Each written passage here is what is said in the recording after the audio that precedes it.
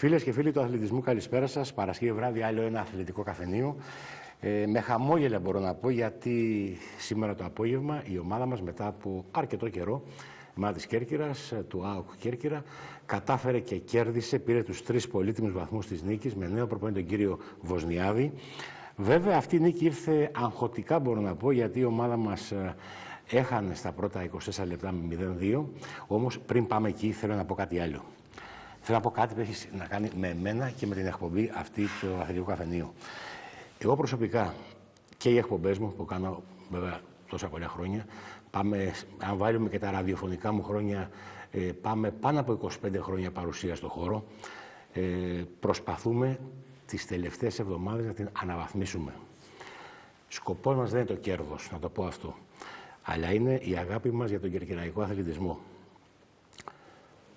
Είναι γνωστό, δεν πρέπει να το πω, ότι πολλές φορές τα τελευταία χρόνια, ακόμη και με δικά μας και με δικές μας πρωτοβουλίες και μέσα, πηγαίναμε στα γήπεδα για να βλέπετε εσείς αυτά που βλέπετε στις μικρές σας οθόνες. Είμαστε, για τον λόγο αυτό βέβαια, να είμαστε και κοντά στους κερκυραίους φιλάθλους.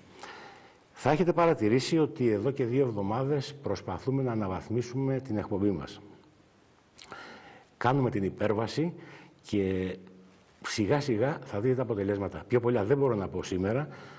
Κάνετε λίγο υπομονή και η υπέρβαση αυτή θα είναι ορατή μπροστά σας. Αυτό ήθελα να σας πω. Να θυμίσω ότι έχουμε βέβαια και στο Facebook το group το αθλητικό καφενείο, κεφαλαία ελληνικά όπως το βλέπετε στην οθόνη σας εδώ.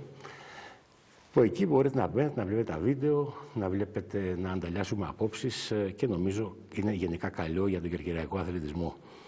Και βέβαια να σας πω ότι και εκεί θα κάνουμε και ανακαιρούς αναδρομές στο παρελθόν με υλικό, φωτογραφίες από τα παλαιότερα χρόνια του κερκυραϊκού αθλητισμού. Έλεγα λοιπόν στην αρχή ότι η ομάδα του ΑΟΚ Κέρκυρα κατάφερε και πήρε τους 3 πολύτιμους βαθμούς της νίκης σήμερα. Και θα πω και κάτι άλλο. Είχαμε πολύ καιρό, πολλά χρόνια, για να το πω έτσι, για να δούμε να κάνει ανατροπή η ομάδα μας. Έχανε με 0-2 με μια ομολογουμένως κακή αμυντική τακτική. Βέβαια, δεν μπορώ να ρίξω το βάρος στην άμυνα, έτσι, στους παίκτες της άμυνας, γιατί η άμυνα ξεκινάει από την επίθεση και από το κέντρο, έτσι, άμα δεν μαρκάρει στο κέντρο, και βέβαια πάμε πίσω άμυνα και τα παναφυλάκια.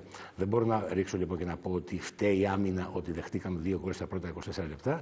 Φταίει γενικά η λειτουργία της ομάδος. Όμως, και είναι πολύ σημαντικό αυτό, και δεν λέω ότι ο κύριος Βοσνιάδης, το λέω για μία ακόμη φορά, είχε το μαγικό ραβδάκι, το χρησιμοποίησε και ξαφνικά βάλαμε 3 γκολ και πήραμε το παιχνίδι με 3-2.